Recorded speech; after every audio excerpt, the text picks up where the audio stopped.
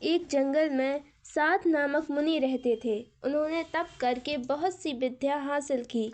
एक दिन ध्यान लगाने के बाद जब उनकी आंखें खुलीं तो उनके हाथ में आसमान से एक गिलहरी आ गिरी। वह गिलहरी खून से लथपथ थी क्योंकि वो चील के पंजों से छूटकर मुनि के हाथ में आ गिरी थी। गिलहरी मौत के डर से कांप रही थी। मुनि को उसके ऊपर दया आ गई। उन्होंने सोचा, क्यों न इसे अपनी विद्या से अपनी बेटी बना लूं।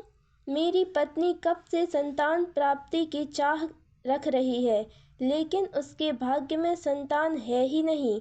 अब यह बात बताकर उसे दुखी करने की बजाय कुछ साल इस गिलहरी को ही बेटी बनाकर उसे सौंप देता हूँ। इतना सोचकर ही मुनि ने एक मंत्र पढ़कर गिलहरी को उस गिलहरी को बच्ची बनाने के बाद गोद में उठाकर अपनी पत्नी के पास लेकर आए। उन्होंने कहा, लो, अब इसे अपनी बेटी मानकर ही पालना। सोच लो, भगवान ने तुम्हारी सुन ली है।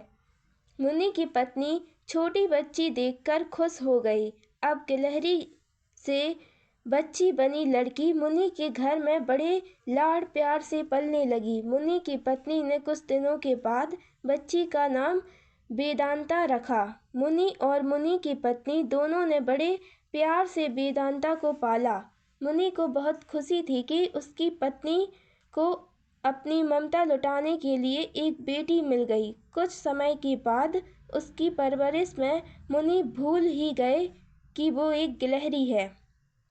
वेदांता को मुनि ने अच्छी पढ़ाई लिखाई करवाई। देखते ही देखते वेदांता 16 साल की हो गई। अब मुनि की पत्नी को अपनी सुंदर बेटी की शादी करवाने की चिंता होने लगी। उन्होंने यह बात मुनि से की। अपनी बेटी की तरफ देखते हुए मुनि को भी लगा कि इसका अब विवाह हो जाना चाहिए। मुनि ने अपनी पत्नी से कहा कि तुम चिंता मत करो, मैं इसके लिए योग्य वर ढूंढ लूंगा। मुनि को लगा कि मेरी बेटी बहुत सुंदर है और उसकी शिक्षा दीक्षा भी अच्छी हुई है, इसलिए उन्होंने अपनी सिद्धि से सूर्यदेव को पुकारा। सूर्यदेव ने मुनि को प्रणाम करके बुलाने की वजह पूछी। तब मुनि ने कहा, मेरी बेटी विवाह के योग्य हो गई है। मैं चाहता हूँ कि आप इसके पति बने। सूर्यदेव ने कहा, आप एक बार अपनी पुत्री से पूछ लीजिए। अगर उसे मंजूर है तो मेरी तरफ से भी हाँ है। तब वेदांता बोली, पिताजी, यह बहुत गर्म है।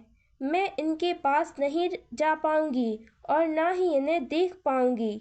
मुनि ने वेदांता से कहा, कोई बात नहीं, हम दूसरा वर देख लेंगे।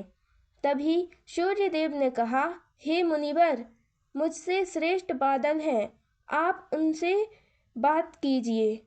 वह मेरे प्रकाश को भी ढक देते हैं। मुनि ने अब बादल को याद किया। बादल गरजते हुए मुनि के पास पहुँचे और उन्हें नमस्कार किया। इस बार मुनि ने सीधे वेदांता से पूछा, क्या तुम्हें यह वर पसंद है? वेदांता ने जवाब दिया, पिताजी, मेरा रंग गोरा है और इनका काला, हमारी जोड़ी अच्छी नहीं लगेगी।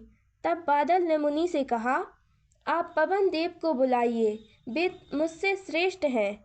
उनमें मुझे उड़ाकर इधर उधर ले जाने की ताकत है। तब मुनि ने पवन देव का स्मरण किया।